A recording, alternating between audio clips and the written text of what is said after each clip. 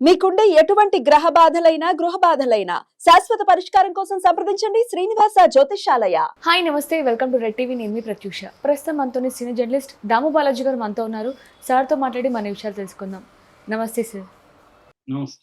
Sir, రాజకీయాలంటే ప్రతి పేపర్లో కూడా హెడ్లైన్స్ బట్టి చెప్పేయచ్చు, అంటే ఏ పార్టీ వాళ్ళు రాస్తున్నారు ఇవనేసి. అయితే ఇప్పుడు రీసెంట్గా మనం హెడ్లైన్స్ చూసినట్లయితే ఆంధ్రజ్యోతి అలాగే ఈనాడు ఈ రెండు పేపర్లలో మెయిన్గా మనం చూస్తే జగన్కి చంద్రబాబు నాయుడు వణికిపోతున్నాడు అనే హెడ్లైన్స్ ఎక్కువగా కనిపిస్తున్నాయి. దీనివల్ల ఏంటంటే టీడీపీ పార్టీలో చాలా వ్యతిరేకత జరుగుతుందన్నమాట. అంటే ఆయన రాధామోహన్ గారు టీడీపీకి సపోర్ట్ చేసేవారు, కానీ అలాంటి ఆయన ఇప్పుడు ఇలాంటి వార్త రాయడం ఎంతవరకు కరెక్ట్ అంటారు? మామూలుగా ఏబిఎన్ రాధాకృష్ణ, ఏబిఎన్ అంటేనే తెలుగుదేశానికి సపోర్ట్ చేస్తుందని తెలుసు. ఎందుకంటే వైఎస్ఆర్ ఆ 2 పత్రికలను మొదలుపెట్టి జ్యోతిని, ఈనాడుని తెలుగుదేశం పత్రికలుగా ఆయన ఎప్పటి నుంచో తీసుకొచ్చాడు. దాని తర్వాత జగన్ కొంత యాడ్ చేశాడు. టీవీ5 కావచ్చు, తర్వాత మహా న్యూస్ కావచ్చు, వీటినన్నిటిని కూడా యాడ్ చేసి జగన్ మాట్లాడడం మొదలుపెట్టాడు. సో ఈ నేపథ్యంలో ఇప్పుడు గత కొంతకాలంగా ఆంధ్రజ్యోతి రాధాకృష్ణ తెలుగుదేశానికి ఇబ్బంది కలిగే విధంగా ఆయన పత్రికలో రాస్తున్నాడు. ముఖ్యంగా ఇటీవల పీ4 పథకం మీద రాయడం కానీ, అట్లాగే అమరావతి రైతులకు సంబంధించి తెలుగుదేశం ప్రభుత్వం ఇబ్బందులు పెడుతుంది రైతుల్ని, వాళ్ళ ప్లాట్లు సరిగ్గా ఇవ్వలేదు, డెవలప్మెంట్ లేదు, ఇలాగ విమర్శించడం. ఆ తర్వాత లేటెస్ట్‌గా జగన్ మార్క్ ట్రాప్ అనే పేరుతో ఒక కథనం రాశారు.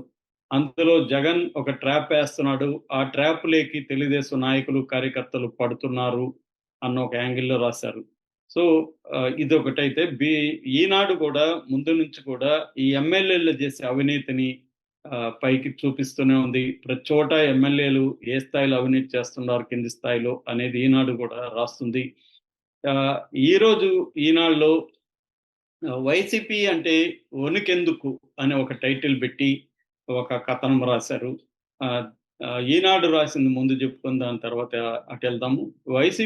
ఈనాడు ఎందుకు రాసిందంటే పులివెందుల్లో అవినాష్ రెడ్డిని అరెస్ట్ చేస్తే అతన్ని తప్పించుకొని వెళ్ళిపోయాడు. ఎందుకంటే మధ్యలో జమ్మలమడుగు మాజీ ఎమ్మెల్యే సుధీర్ రెడ్డి ఆపి, సుధీర్ రెడ్డి అవినాష్ రెడ్డిని ఇంటికి తీసుకెళ్ళిపోయాడు. తీసుకెళ్ళినాక వాళ్ళు చెక్ పోస్టులు దాటుకొని దర్జాగా జగన్ క్యాంప్ ఆఫీస్లోకి వెళ్ళి కూర్చున్నారు. కూర్చుంటే అతన్ని ఎవరు అరెస్ట్ చేయలేదు. తర్వాత మళ్ళేమో డిఐజీ కోయ ప్రవీణ్ వెళ్ళి జగన్తో పాటు అవినాష్ రెడ్డితో పాటు చాలాసేపు కూర్చొని వచ్చేసి అరెస్టు చేయకుండా వచ్చేశారు. ఎందుకు అవినాష్ రెడ్డి అంటే ఇంత వణుకెందుకు, సో వైసీపీ నాయకులు అంటే ఇంత వణుకెందుకు అనే యాంగిల్లో ఈనాడు రాసిందన్నమాట.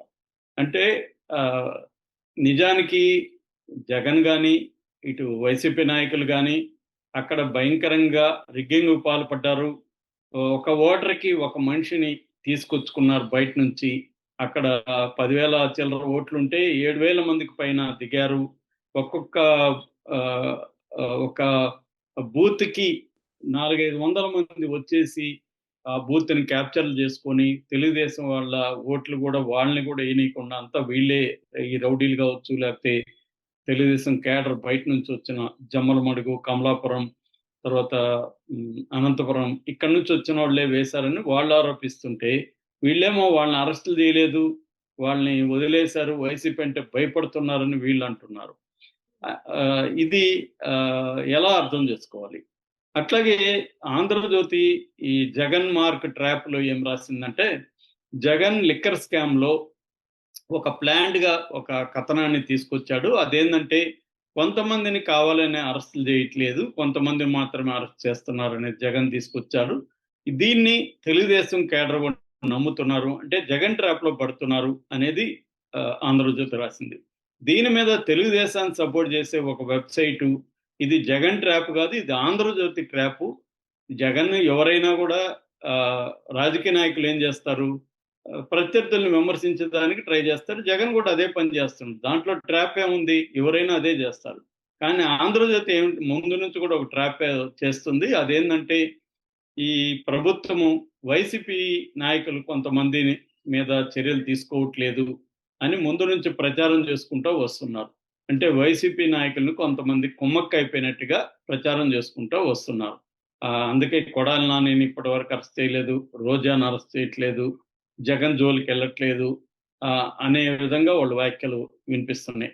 ఫర్ ఎగ్జాంపుల్ కాకినాడలో ద్వారంపూడి చంద్రశేఖర్ రెడ్డి స్వయంగా పవన్ కళ్యాణ్ వెళ్ళి అక్కడ సీట్ ద షిప్ అని పెద్ద షో చేసి వచ్చాడు.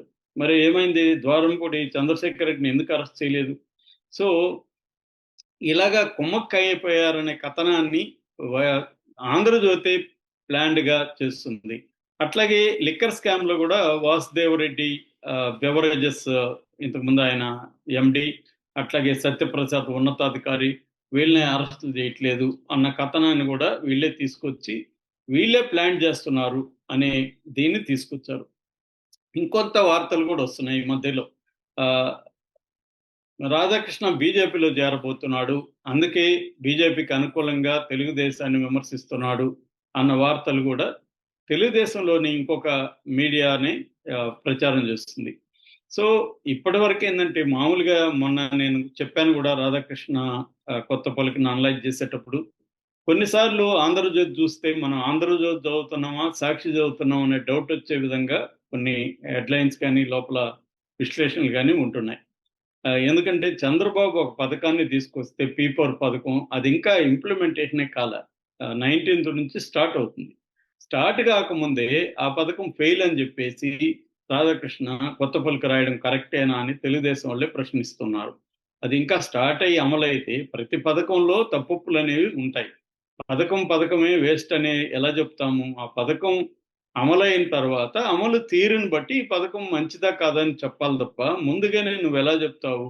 అది మామూలుగా థియరాటికల్గా అయితే మంచి పథకమే, ఎందుకంటే డబ్బులు ఉన్న వాళ్ళని కొంత హెల్ప్ తీసుకొని డబ్బులు లేని వాళ్ళకి ఇప్పించడం అనేది ఫెసిలిటేట్ చేయడానికి గవర్నమెంట్ ముందుకు వచ్చింది. అందులో సూత్రప్రాయంగా తీసుకున్నప్పుడు తప్పేం లేదు. కాకపోతే ప్రతిదానికి రాజకీయ నాయకులు ఏం చేస్తారంటే ఇంత జరిగితే మంచి, ఇంత జరిగిందని చెప్పుకుంటారు. అంతే చంద్రబాబు కూడా చెప్పుకోవచ్చు, నేను పేదరికాన్ని కంప్లీట్గా నిర్మూలిస్తానని ఆయన చెప్పుకోవచ్చు. అంత మాత్రాన పథకమే వేస్ట్ అని అమలు కాకముందే ఎలా చెప్తారు అనేది తెలుగుదేశం వాళ్ళు గట్టిగా విమర్శిస్తున్నారు. అట్లాగే అమరావతి రైతులు కూడా వాళ్ళేమి ఇంకా ముందుకొచ్చి రైతులేమి డిమాండ్ చేయట్లేదు. ఆల్రెడీ సెకండ్ ఫేజ్ ఇది కూడా చంద్రబాబు ఆపేశాడు. దాంట్లో ఉన్న చట్ట ప్రకారము, ఆ చట్టంలో ప్రాబ్లం ఉండొచ్చు, చట్ట ప్రకారం కొన్ని ప్లాట్లు విడగొట్టి అమ్ముకుంటే ప్రాబ్లమ్స్ వస్తాయి.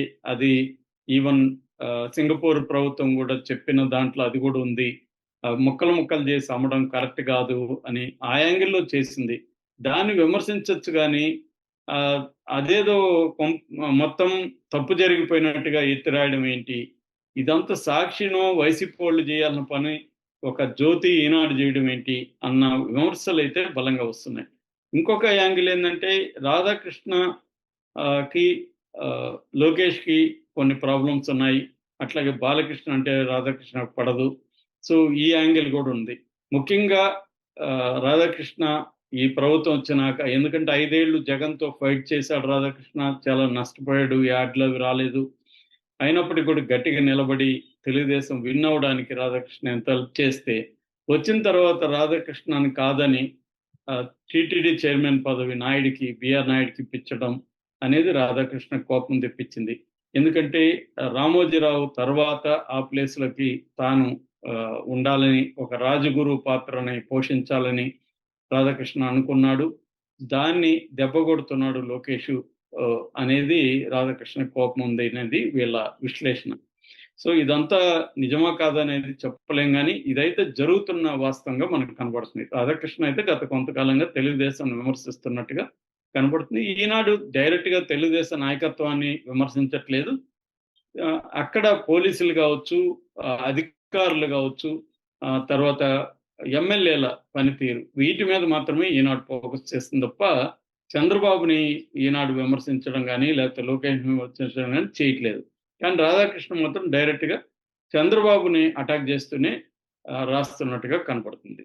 సో ఇది ఒక రకంగా తెలుగుదేశం మీడియాలోనే చీలిక ఏమైనా వచ్చిందా, దీన్ని ఎలా అర్థం చేసుకోవాలి అనేది ఇప్పుడు చర్చ జరుగుతుంది. Okay, thank you so much sir.